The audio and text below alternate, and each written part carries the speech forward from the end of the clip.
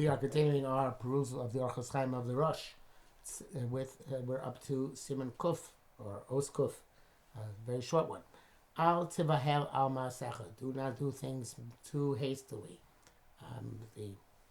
The Ishbitzer in many places speaks about the great mila of mesinus, of doing things deliberately, with deliberation, and in a calm, cool, and collected manner. And of course, most of the things which we do wrong, we do wrong because we do them too hastily, in a behala, in a state of confusion, and a state of which lacks thoughts. And everything a person does should be mechushav, thought out and done calmly and rationally.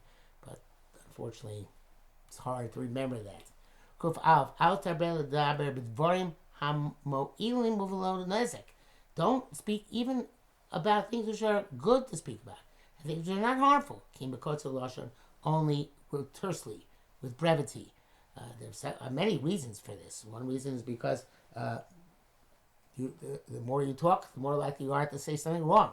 The more likely you are to go off on a tangent, say something inappropriate. The more likely you are to reveal things which should not be revealed. The more likely you are to sound like a fool, because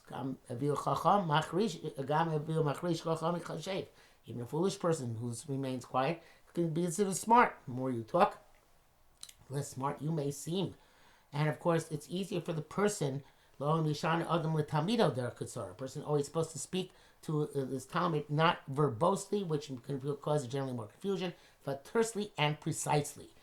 The famous rabbinic line, I'm sure many rabbis have used, is that if it takes much less time to prepare a long speech than a short speech, because a short speech has much more precision and much more content concentrated, and therefore it's much more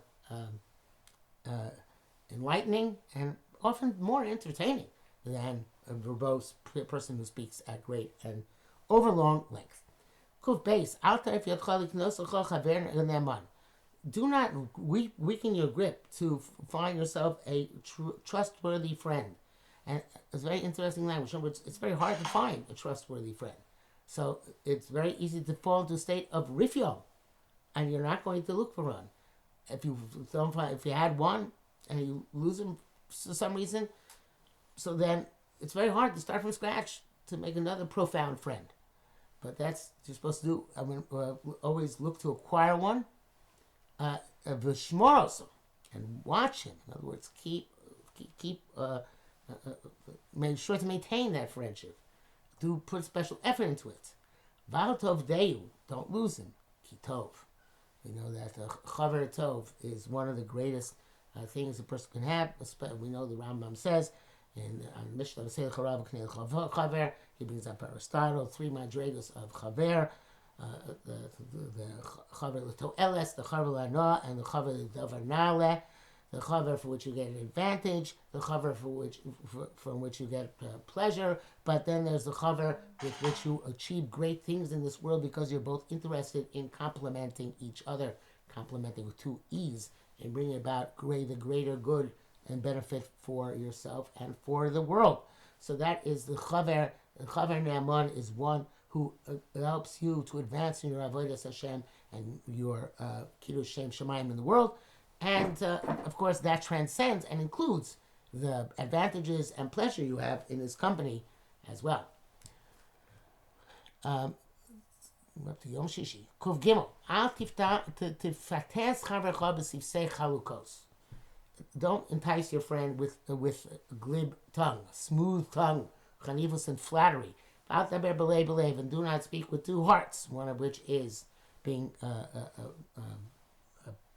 positive, one which is negative, one which is likes, one which dislikes, one which is telling the truth, and one which is prevaricating.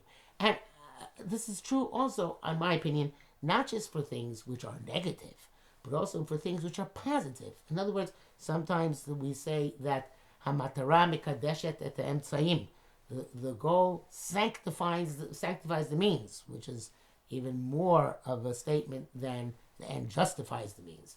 Because very often, for example, for purposes of kiruv, people will bend the truth of what Torah represents and gloss over things which could be not so popular and portray things with packaging, and that happens with Torah in many instances. Many shurim, many sperm are written for the flash, and for the smoothness and for the glibness, and they think l'shem shamayim. It's not they don't think l'shem shamayim. Of course, l'shem shamayim. It's the thing that this is the best way to spread Torah, but Torah is Torah's emes. And the famous Marshal says you're not allowed to be mizayef the Torah to present the Torah falsely, even if it's something which is that cause you detriment, like according to Baba Kama saying that you can't to acknowledge to non-Jews that if their ox scores our ox, we are exempt from paying. So I'm sorry, our ox scores their ox, we are exempt from paying. So but then the Marshal says Ziyufa Torah is although this is I don't think it passes away halacha, but he wants to say in that sugya Ziyufa Torah, distorting Torah is something which is worth risking life, because obviously in that case it seems that the Romans, if they found out that halacha, would come and have wreaked havoc on the Jews. So don't try and flatter people even to make them, so to speak, better, even for their benefit. Always have to be forthright, truthful, honest, above board, even if you think that your cause, which is a good cause, is going to suffer as a result.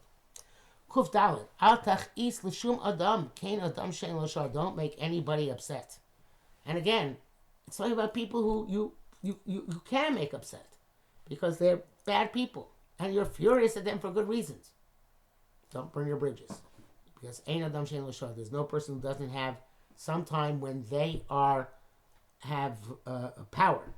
Reb Tzadok says, Ein Adam Shein L'Shar doesn't just mean they have power on earth to do you mischief, but sometimes they have a show where their tefillos are niskabel. Even their big rishonim. But at some point, they could be a tzaddik for that moment, and their tefillos niskabel, and they're mispal against you. So then it can be effective.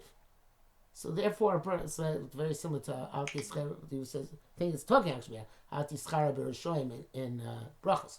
So a person should, even righteous anger and indignation, it can backfire. And it can backfire not just in this world, but also in the next, in a higher world, by them having a moment of schus. Remember, Rosh is Makayish Isha Menashu Tzadi Gomor. It's a Safek Kedushin, because maybe Shema Hira Tshuva. Maybe at that moment he thought thoughts of Tshuva. So you never can tell when somebody's going to be a tzaddik in Shamayim for that purpose, and it's going to be bad for you because you got him angry, even in a justifiable cause. Kufches, al tischaber l'adam ra v'chotei v'kas son uksio pen tavi klimos alecha. Do not connect yourself to a person who's bad, who sins, who's angry, or who's foolish, because he might bring embarrassment upon you. There's two ways in which he brings embarrassment upon you. Obviously, your connection with him will prove to be an embarrassment, and also his midos will rub off on you, and they will be an embarrassment for you. So it's interesting, the word klimos, very similar to the word kolem, which is what Bilam is supposed to have said about Am Yisrael in that rega when HaKadosh Baruch Hu gets upset. So klimos means things which destroy. So it's not just embarrassment, it's also destruction. Things which, if a person associates himself with these kinds of people, it's destructive for that person, again, indirectly and directly. In his stature in society and in his midos internally. That's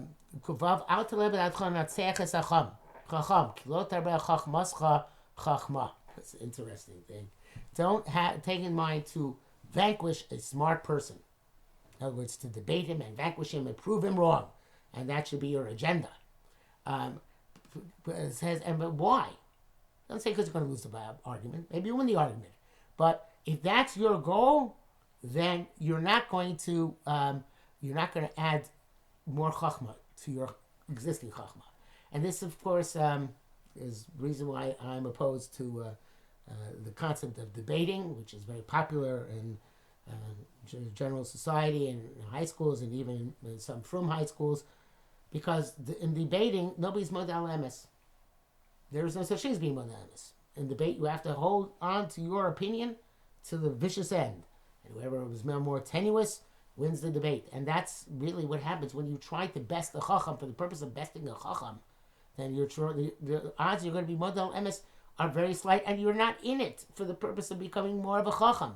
It's really for the personal trait of isnatzchus more than becoming more of a chacham, and therefore it's going to be something which is going to have will not have positive connotations, ramifications. So kinas soifin tar chachma, but kinas soifin means I want to be like him.